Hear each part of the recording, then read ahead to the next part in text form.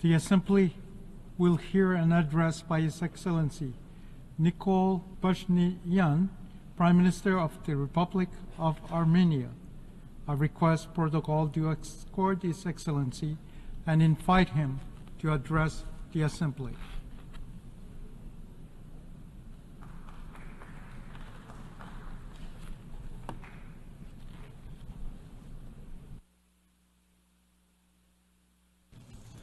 Mr. President, Excellencies, ladies and gentlemen, this is my fourth speech at the UN General Assembly, and this speech will be significantly different from the previous ones.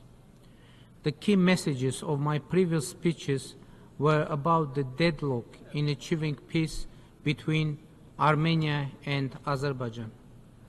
But today I want to say that peace between Armenia and Azerbaijan not only is possible, but is within reach.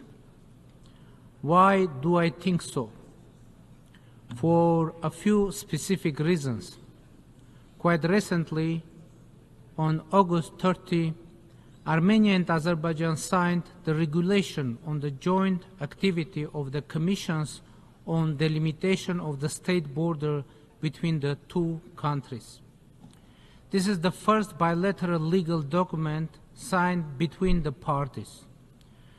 But what is more important with that document, Armenia and Azerbaijan agreed to set the 1991 Almaty Declaration as the basic principle of border delimitation between the two countries and will be guided by it.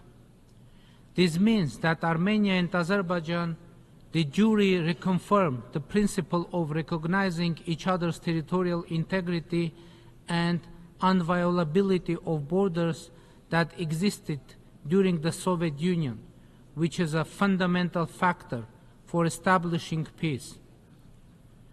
Now it is de jure reconfirmed that the two countries have no territorial claims on each other. What we have to do now is to take the next step and sign the agreement on establishment of peace and interstate relations between the Republic of Armenia and the Republic of Azerbaijan. The President of Azerbaijan and I have stated many times that at least 80% of the mentioned agreement has been agreed upon. Now, to seize this historic opportunity and to avoid the risk of reaching a deadlock, Armenia proposes to take what has already been agreed in the draft agreement, sign it, have a peace agreement between Armenia and Azerbaijan, and then go on with negotiations on pending issues. We are ready to do this right now. Why do we propose this? Because there is no precedent of a peace agreement or any agreement that would regulate and solve everything. It is practically not possible. After signing any agreement, two countries may always need to conclude new agreements and make new arrangements for this very reason. No matter how comprehensive any agreement, many important issues need to be further addressed. And in the case of Armenia and Azerbaijan, the agreed articles of the draft peace agreement actually contain provisions on peace, on not having territorial claims on each other, and not putting forward such claims in the future.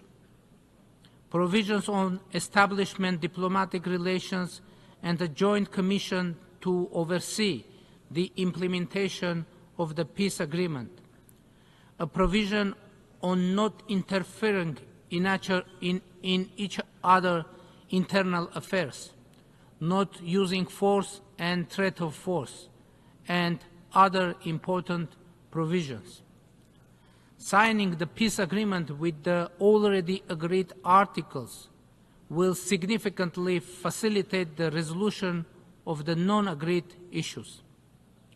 The already agreed parts of the draft peace agreement provide tools for that.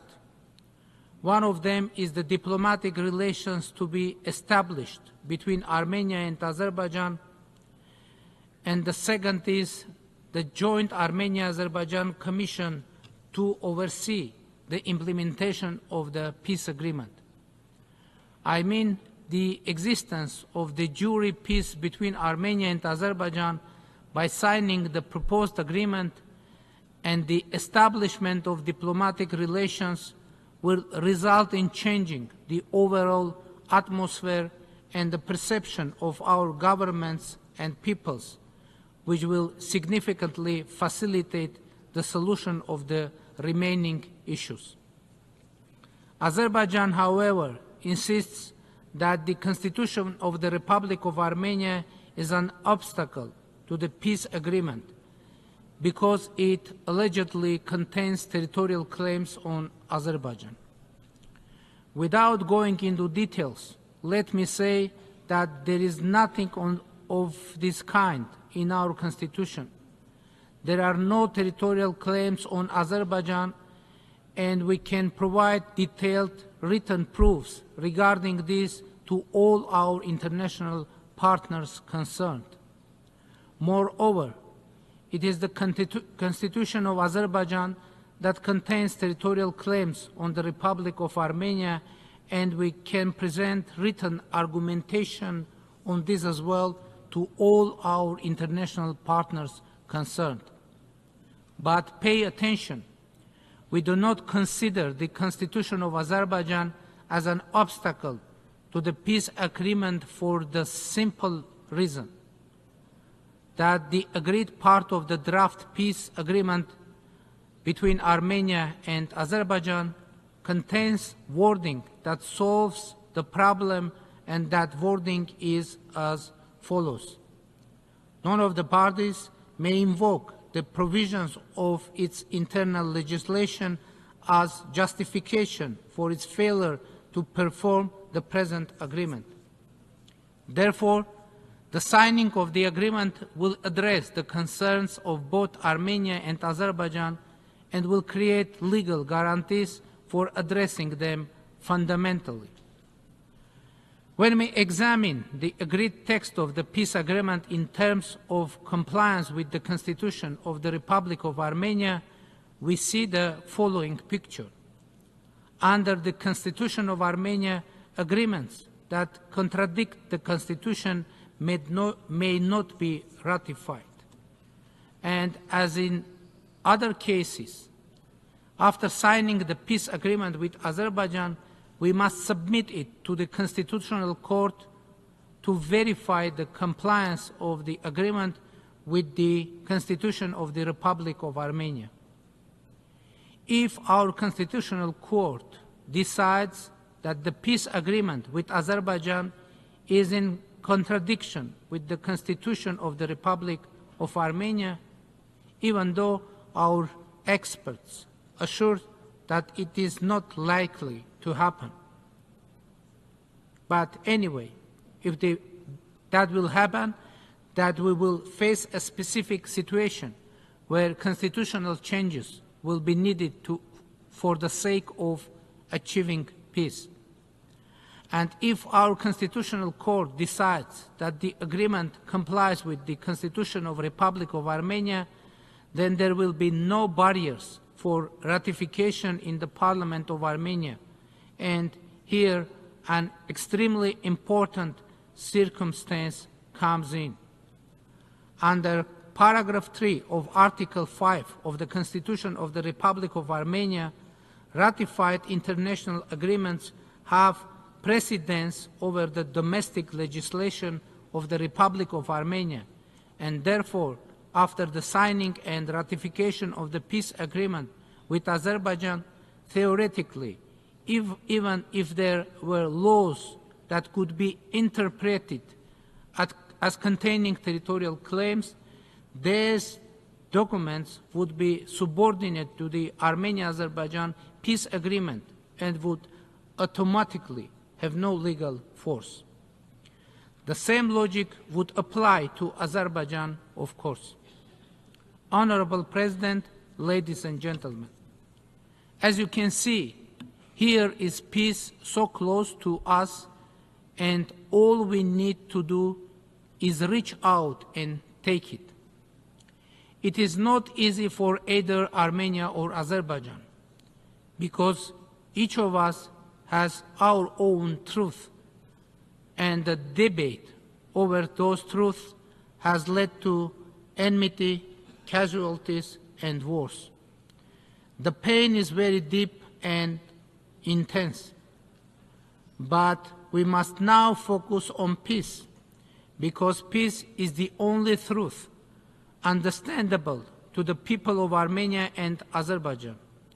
And this truth will open our eyes and shut down the sources of enmity, and we will all look to the future. Ladies and gentlemen, the Crossroads of Peace project of the Government of the Republic of Armenia is also dedicated to that future. The purpose of the project is not only to open automobile routes, railroads, and other transport communications between Armenia and Azerbaijan, but also to provide communication between Armenia, Azerbaijan, Turkey, and the whole region, as well as to create opportunities for the passage of pipelines and cables, and eventually provide opportunities for people-to-people contacts, which is a key and critical factor for peacemaking.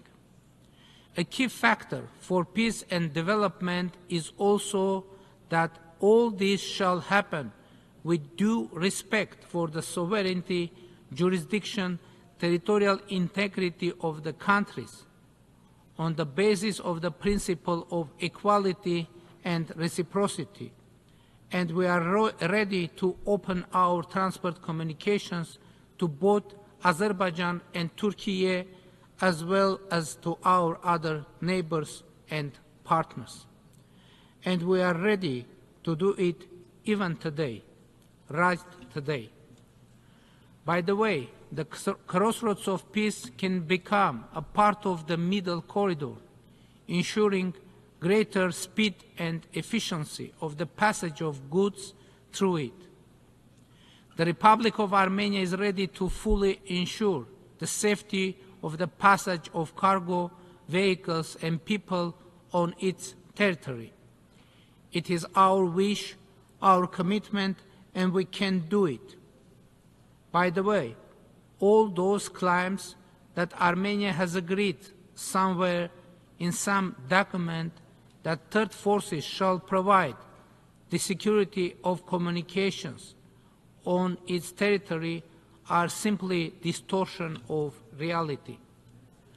Armenia's commitment is clear to guarantee the safety of cargo, vehicles, and people on its territory, and we guarantee it.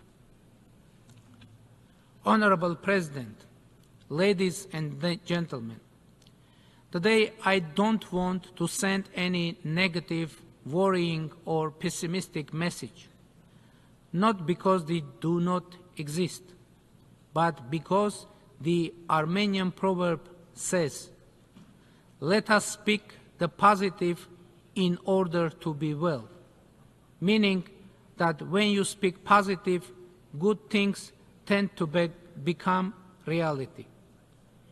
It may be that there is a similar saying in Azerbaijan, Turkey, Iran, Georgia, and in other countries in the world, and they all consider it their own. But let us speak the positive in order to be well is not about saying empty words. Of course, one should work hard and sometimes make hard decisions. In my speech, I laid out all the circumstances that give me a reason to speak the positive, to be well in front of this distinguished audience. And if we rely on these circumstances, good things will happen, initiating a process of reducing the circumstances that generate the negative. Thank you very much for your attention.